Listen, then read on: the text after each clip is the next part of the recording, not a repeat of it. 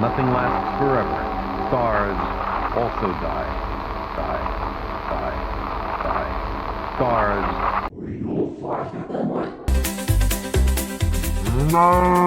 Hiya, my name is Poke King, but you can just call me King, and today we are back with more more Futurama reviews and retrospectives. This time around, we will be discussing Season 2 of the series, which, upon my latest rewatch, I noticed is the longest season of the entire show, with a whopping 20 episodes. But are all 20 episodes absolute bangers? Well, you know the saying, quality over quantity? Let's just say this most recent rewatch had me looking at the season in a bit of a different way, and I'm not sure if I like the way I was looking at it. For those who might be new here, I'm currently working on a big project of reviewing, discussing, and pulling apart every season of Futurama. If you haven't watched my first video on season 1, I'd for sure recommend checking that out. But if you need a bit of a rundown or a TLDW of what we will be doing in each video, I'm going to be giving a review and brief summary of each episode, looking into each episode as themselves and then as a whole season, as well as discussing the characters, their growth, and everything like that. I am going off of broadcast season order instead of production season order,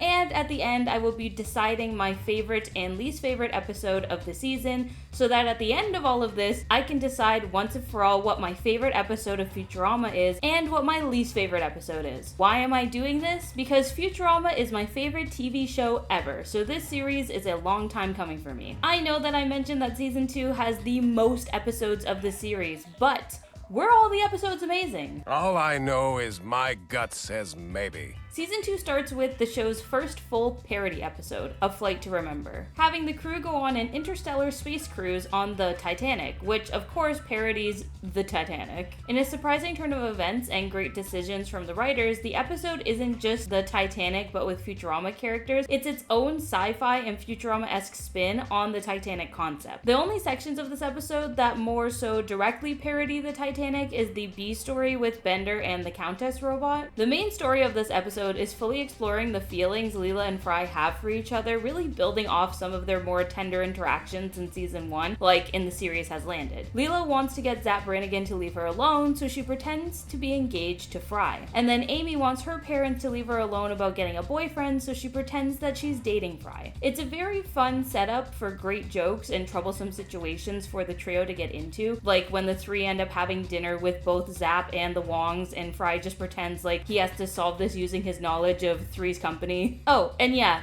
Zap is back, and hilarious as always. Zap's character has barely ever wavered off track from his first appearance, and is just so solidified in his actions and personalities here, and pretty much in this whole season, and I really love to see it. He never acts out of character, and the writers certainly and fully understand what they're going for with him. Instead of the ship being hit by an iceberg, it's sucked into a black hole. It's funny because Zap even hints that the ship would get hit by an asteroid and calls the asteroids the icebergs of space, but instead he idiotically pilots the ship right into a black hole in an attempt to miss the asteroids. Amy and Kif also officially meet in this episode and hit it off, but it's kind of weird because nothing really comes of it until season 3's episode Amazon Woman in the Mood, which is really far away considering how many episodes are in season 2. And it's especially weird because there are many episodes in season 2 where Amy is dating someone else, including Fry in a later episode. Incidentally, this episode is kind of the first to solidify the will they won't they aspects of Fry and Leela's relationship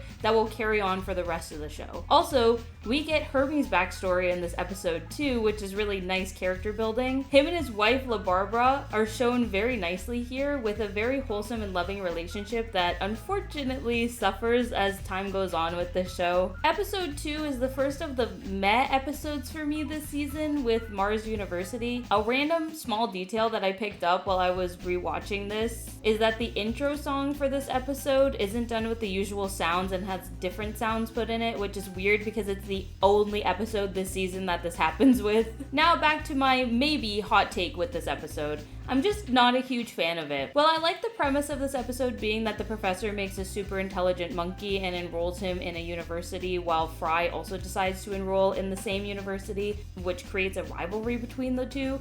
I never really found a lot of the story or jokes to be that great. I really enjoyed a lot of the stuff with Robot House and with Bender, but that stuff only lasts for bits of the episode, and it's the only comedy to break up the main story. When your B plot is more interesting than your A plot, you might want to retool it a bit more. That's just my own personal opinion. Again, this is very much a personal preference for me. I just honestly thought that the monkey business could have been a little more funny and interesting. Episode 3, When Aliens Attack, is our first introduction to the Omicronians, which are reoccurring characters in this show. This episode starts off with a great sci-fi premise, explaining that planets far away from Earth would get TV broadcast waves years and years in the future as they travel through space. It is also another episode where Fry showcases that he can use his skills and knowledge from the past to save the world in the future, similar to the Big Piece of Garbage episode from season 1. The show Single Female Lawyer that the Omicronians watch in this episode is a really funny parody on cheesy late night sitcoms, and it makes room for really good commentary on TV shows in general from Fry, as he explains that people don't want to be surprised by TV and they want to watch something that they've seen before, because unexpected or clever TV can make people feel scared or stupid. It's funny for a few reasons. One, because Futurama was kind of completely the opposite of this. It is a very different, unexpected show that has clever jokes and plots, so it's not fitting the explanation that Fry gives on how TV shows should be. However, now for me at least, Futurama has become that show that I always go back to for comfort when I am stressed or upset, because I know what will happen next, because I have watched the show so many times. For me, this episode has come full circle with Futurama as a whole, and for that alone, I really like it. Episode 4, Fry and the Slurm Factory, is yet another parody episode, this time being a parody of Charlie and the Chocolate Factory. Fry and Bender find a golden bottle cap and a can of Slurm to win a trip to see the Slurm Factory, which is very much set up to be like Willy Wonka's factory. We also have Oompa Loompa stand-ins called Drunkalunkas, which are really funny, and all of their singing sections are hilarious. This was an episode I found myself laughing out loud a lot while rewatching. It just has some great jokes and comedic timing in it, and a lot of the physical comedy is on point as well. I also like that even though the characters find out what Slurm actually is, which is basically just shit from a butt,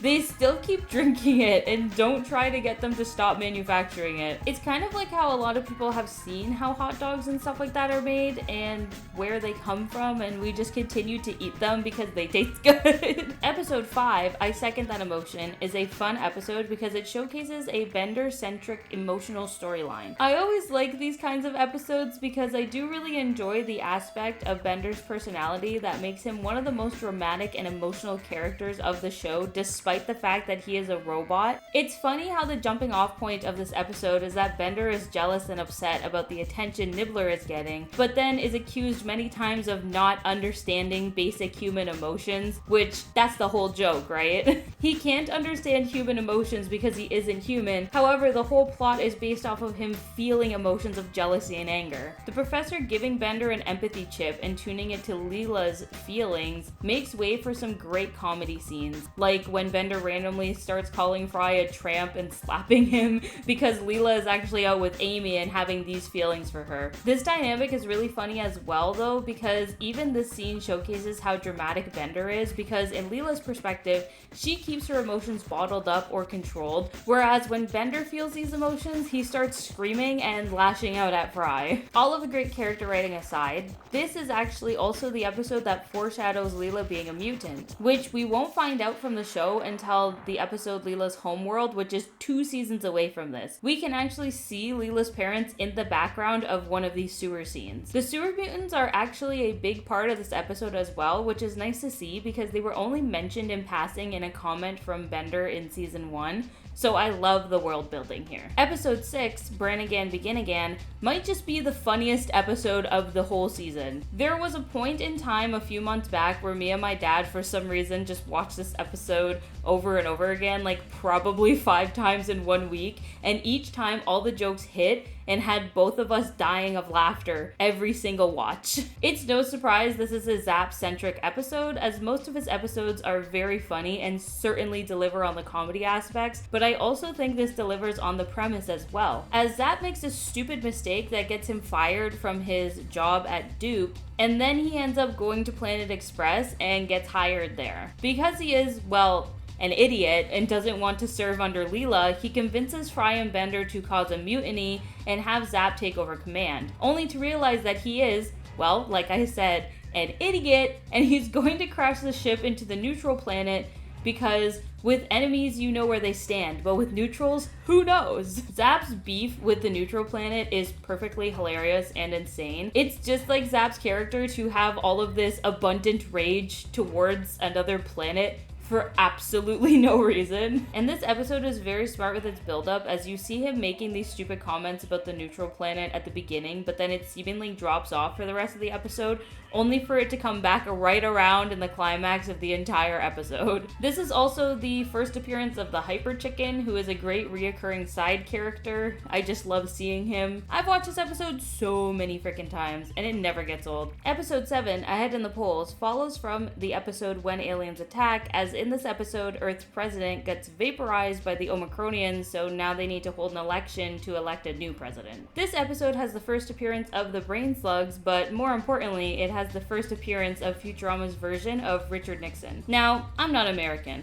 I don't really know anything about American politics and history. So yes, Futurama's portrayal of Richard Nixon is exactly how I believe he was in real life, and no one can tell me otherwise. Now, while this is a political episode at its core, I think it's a fun one. The more political episodes of Futurama that come out in the future are way more focused on being topical and having a social commentary of some sort, when I think that this one has a lot less of that outside of its commentary on how important it is to vote. It is also nice to see more of the head museum in this episode and more of Richard Nixon's character, as he technically was in the first episode of the show, but he had no real development and he was just there to be a little bit of a cameo. So I always consider this to be the first solid appearance of him. I think this episode is also where we see the first major status quo shift in the show, as Nixon actually does become president of Earth. Despite everything we saw about him being insane and evil and certainly not fit to be running any sort of government again, maybe this is actually more topical to current day and age than I thought it was. Episode 8,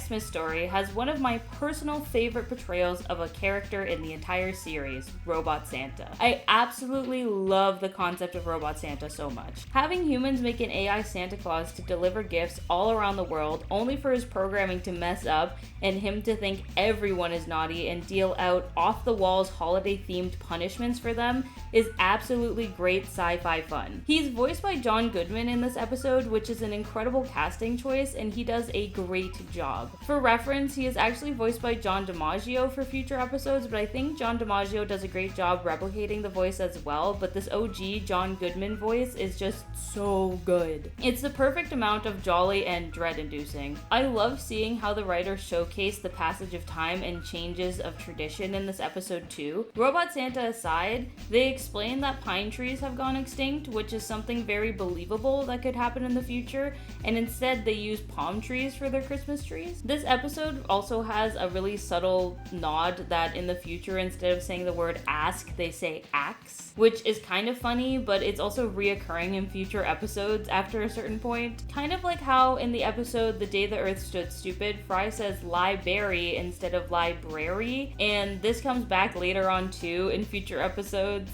It's small things like this that contribute to so much of the world building of this show and make a lot of the stuff feel believable. It's very believable that something like pine trees going extinct would happen in the future, so it's also kind of not that far-fetched that we might end up making a evil AI robot Santa in the future. At the rate technology is growing, who knows, honestly. Outside of the robot Santa stuff, we also get a deeper look into Leela's life and backstory here. It isn't much lore-wise, but it's a lot emotional-wise for her. Her being an orphan means that Xmas is a really hard time for her, as she has never known her family and has been lonely almost her entire life. This is paralleled with Fry's experience, as this is his first Xmas in the future where he has none of his family to celebrate with him. There is a really nice touching moment with Leela and Fry here where they say that they are lonely, but together they can be lonely together. It's very sweet and connects them together on an emotional level, as their situations might be different, but they're also similar in a way. Episode 9, Why Must I Be a Crustacean conversation and love is a very different vibe than the last episode we talked about. This does have more of an emphasis on the comedy again, but it does explore a lot more of Dr. Zoidberg, and any Zoidberg episode is a great one for me. As long as it isn't Hulu era Zoidberg, but we'll get into that later. We see Zoidberg's homeworld for the first time, see what his species is like, and also see how different they are from humans. Fry gives Zoidberg advice while he is trying to find a partner for his home planet's mating ritual, but in a turn of events, Zoidberg's crush actually ends up falling for Fry instead. In the end, the two of them have to fight to the death to see who ends up with Edna, the girl, and it's funny because Fry does not want to be involved in this whatsoever, but he just gets dragged into it, and it's a lose-lose situation for him. And then in the end, neither of them get the girl anyways. Episode 10, Head on My Shoulders, is an episode. It's one that I'm very indifferent on. I think the beginning and the setup are really good with the crew going car shopping, which makes way for a lot of good jokes like the Thunder Cougar Falcon Bird, and also Amy's car that she wants having eagles embedded everywhere in it. I don't even really hate the Fry and Amy being in a relationship plot that much. I think the two of them get along just fine and meet each other's maturity level well, and it's kind of cute. The problem I have is that once Fry and Amy are dating, Fry becomes so stupid he's a jerk again. It's out of character, honestly, because I feel like any other time he has dated someone else in the show, he never once started to act this stupid with them. Like, for example, he's already dating Amy, and they have been together for a bit, and she says that she likes hanging out with him, and then he just blows up and acts like them hanging out is a huge fucking issue. Then he says that they're spending Valentine's Day together, and Amy asks what they should do for Valentine's Day, and Fry freaks out again and is like, oh, so apparently we're spending Valentine's Day together. Like, bro, you just said that. It's just super stupid and ridiculous for Fry to act like this when he has never acted like this with anyone else before. I just wish there could have been another reason for the two of them to break up, because ultimately that is where the plot is going. Both Fry and Amy are immature people. The conflict could have been something like both of them are too reckless together and keep making mistakes that cause both of them to get upset, and they realize that they aren't good for each other because there is no balance and it's just chaos. This gives them a reason to break up but still be on decent terms, as they both realize that they are just bad for each other, and it could have also been the reason that they got into the car accident to begin with. Like, they were being idiots and joyriding or something, and then they crashed into something, which led to Fry's head being attached to Amy's body. But this goes to another issue I have with this episode. I understand that they want to do a sci-fi plot with a breakup as the main topic, so they had Fry and Amy stuck together after the accident, but why didn't they put Fry's head in a jar?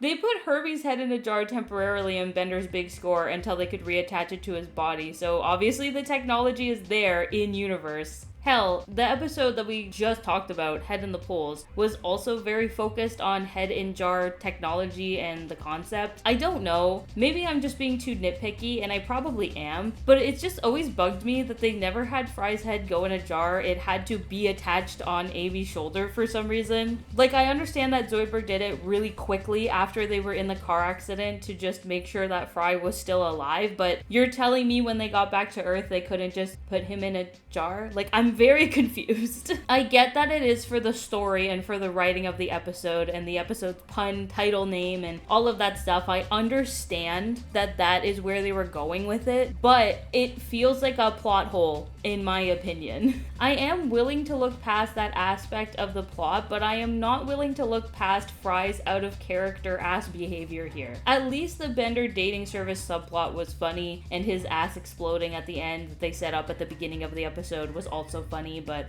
I don't know, man. Episode 11, The Lesser of Two Evils, begins with this great segment where the crew go to a place called Pastorama, where it showcases things that would be from Fry's time. It's interesting to see them explain the past history in this show, because just like the series has landed with the whalers on the moon bit, here they think cars ran on a tank of burning fossils and don't understand things like a no parking sign. It's nice to see a bit of commentary on how we can assume we know how things from history and the past work, but we could be way off as well. This episode is also very funny, and I like the character of Flexo well enough as well. He is a bending unit, so he is very similar to Bender in both looks, voice, and and personality, but he has his own gimmick of saying something really mean and then he takes it back immediately and passes it off as a joke. The Miss Universe competition plot is just alright for me, nothing really mind-blowing. It does set up a lot for the world building and also a lot of comedy, but it's just kind of okay. There's a bit with the Miss Universe plot where Fry is making out with a radiator off camera and it's really stupid, but it actually comes back way later in the series for some reason, but we'll talk about that at that point. I do like the conflict of Fry not trusting Flexo, and it's kind of funny because it's like, oh, Fry thinks Flexo is evil and he's bad and he does all of these things, where it's just things that Bender also does, but Fry doesn't consider them evil because it's coming from Bender. Also, this episode is where that not sure if blank meme comes from. It's kind of funny because the meme doesn't really have anything to do with the context of the episode, as Fry just suspects that Bender is actually Flexo and is just confronting him about his suspicions. It doesn't say anything about like not sure if, but for some reason the internet took it and made it that, and now it is forever cemented as a meme. Episode 12, Raging Bender, is a pretty okay episode. Like a lot of season 2, it's got a lot of great bits and jokes, but the overall story is just kind of alright. There is a really funny reference here to Mystery Science Theater 3000 at the beginning of the episode, and if you don't know what that is, don't worry. I didn't know either until I randomly saw an episode of Mystery Science Theater playing on TV one night, and I was like, hey, that was in Futurama. It's kind of funny, but a lot of references in Futurama I experienced the opposite way, where I knew the Futurama bit before the actual reference material. Anyways, like I said, this episode is just alright with some great laughs. I like the Leela and Bender dynamic a lot here, especially following up I Second That Emotion earlier in the season. Bender the Offender is also great. He's so funny when he's full of himself, he has the drip. But can we also talk about the gender bender real quick? He always makes me question my sexuality, low-key. Also, fun fact, my lock screen on my computer is literally this photo from this episode. I think Bender just slays here. Also, the professor's line delivery is just extra amazing and extra funny in this episode. There's a particular clip where I literally die laughing every single time I see it, and it's just because of how the professor delivers this line. Just let me put on my reading glasses. Why, Zoidberg, there's a lovely photo of you in here.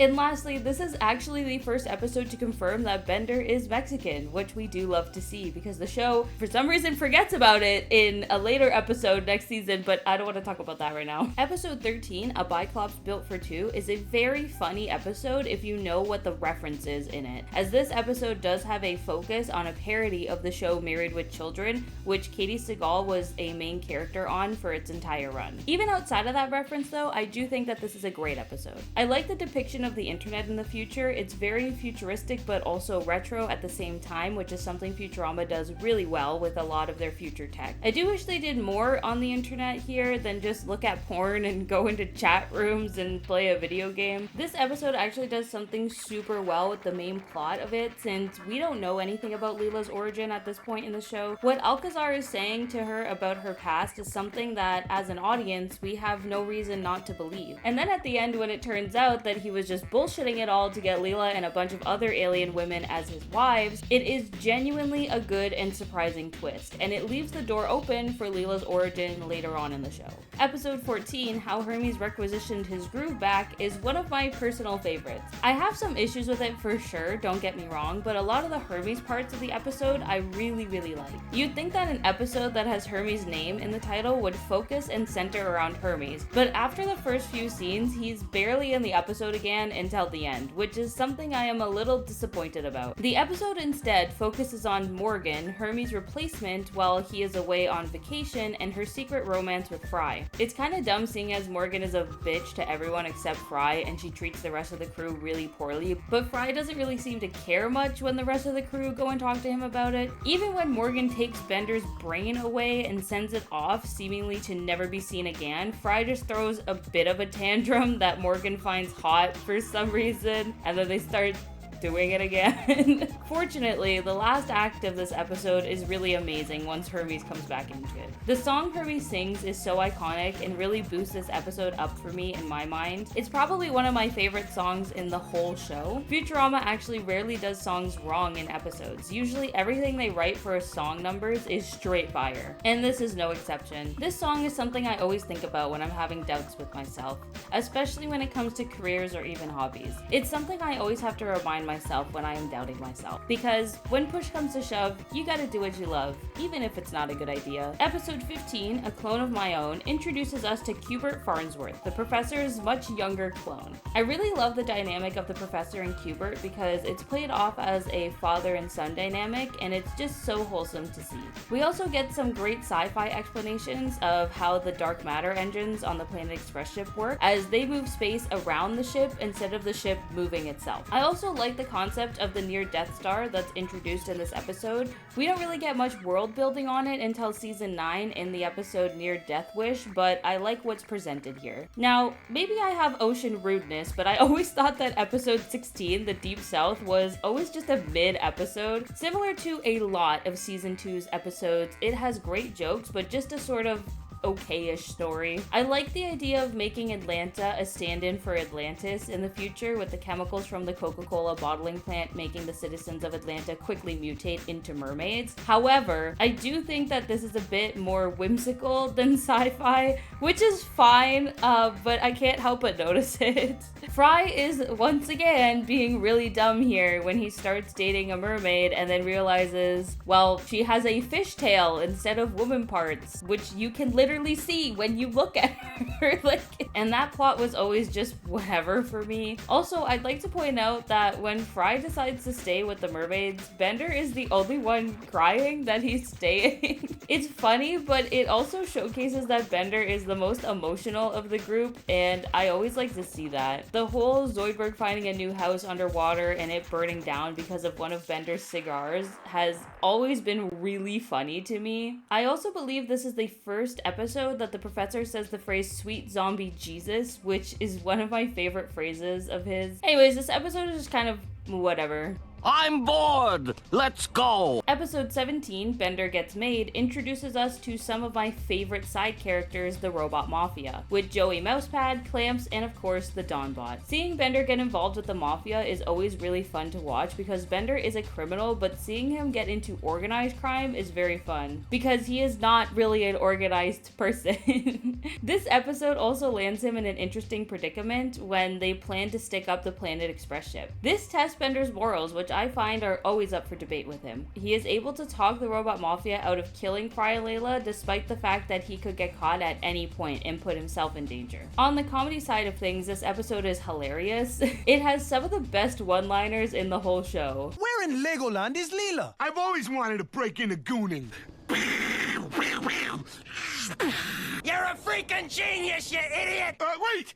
Oh, spies? And there's even a spin on last episode's Sweet Zombie Jesus. Holy zombie Jesus! It's such a funny episode. Episode 18, The Problem with the Poplars, is one of the most iconic episodes of this entire series. From its excellent sci-fi plot, to its critique on eating intelligent animals, to its critique on PETA, its hilarious jokes, and another great song. Everything is just on point here. The main plot of this episode is that Layla, Fry, and Bender find edible meat products on a planet on their way home from a delivery. They take this food back to Earth and eventually make a deal with Fishy Joe's to sell it at mass across the planet. Little do they know, the food is actually Omicronian children. So the Omicronians of course show up and demand revenge. Leela actually starts trying to protect the creatures and fighting for everyone to stop eating poplars because they are intelligent species, but a lot of people don't seem to care. Eventually the Omicronians agree to just eat the first human that ate their children, and as it turns out, it's Leela, the one who has been trying to protect them for the latter half of this episode. I feel like all of the characters are just really great and in character here. It's very in character for Leela to be trying to protect the Omicronian children. It's in character for Fry to feel bad when she is imprisoned for being the first person to eat them despite the fact that he ate way more. And it's in character for Bender to have been stepping on them for fun. It's in character for Zap to be an idiot but also try to help Leela, and it's in character for the professor to want to experiment experiment and dissect the Omicronian children's brains.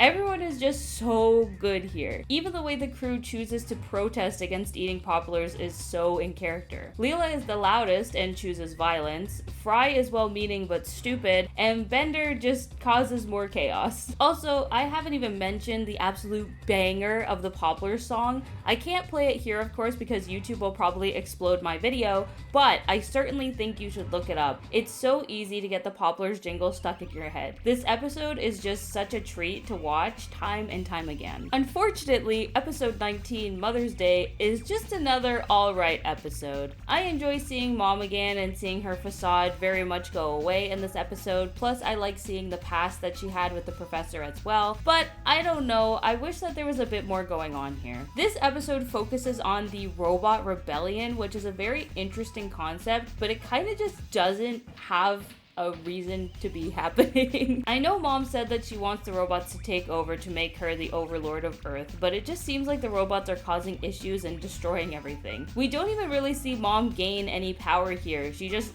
lies to the media. I don't know, for this to be the first time that the show tackles a robot uprising, it's just kind of whatever for me. Now let's talk about the final episode of Season 2, Anthology of Interest 1, which is a very, very fun episode, and I think a really good way to end off the season. This episode showcases one of the professor's inventions, the What If machine, and gives Bender, Fry, and Leela the ability to see what their lives would be like in different universes. Bender asks what it would be like if he was giant, Leela asks what it would be like if she was more impulsive, and Fry has a really interesting one where he asks what would happen if he never came to the future. For Bender's question, it's funny because he sets it up as if he's gonna ask what it would be like if he was human, but of course he doesn't ask that. Unfortunately, Anthology of Interest 2 in the next season does give us that route, and we get a white man jump scare.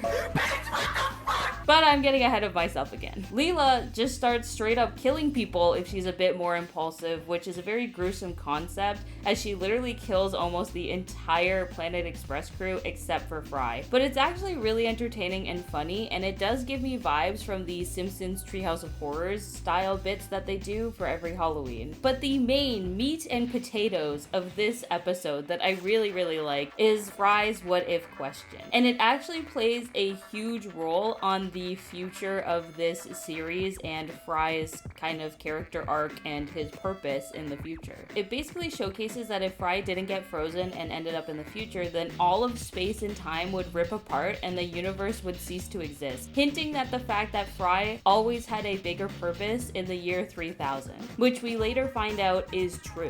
This sets up a lot of important plots for later in the show with Fry, like the reveal of how he was pushed into the freezer tube, that his life was supposed to continue in the year 3000, and he has a very specific role to play in the future, or else the entire world would be doomed. With all of that being said though, I also like the idea that the entire episode was actually just the professor asking the what if machine a question on his own, which is what if he made the thing longer, which is a funny invention in itself. But anyways, it's a funny way to bookend the episode for sure, and it even shows that Bender, Leela, and Fry didn't see what was showing on the what if machine. This doesn't really have many consequences for Leela and Bender, but Fry doesn't know that he was meant to come to the future no matter what, so it leaves a bigger impact on him when it is revealed later on in the series. This episode has probably some of the best writing in all of the episodes in Season 2.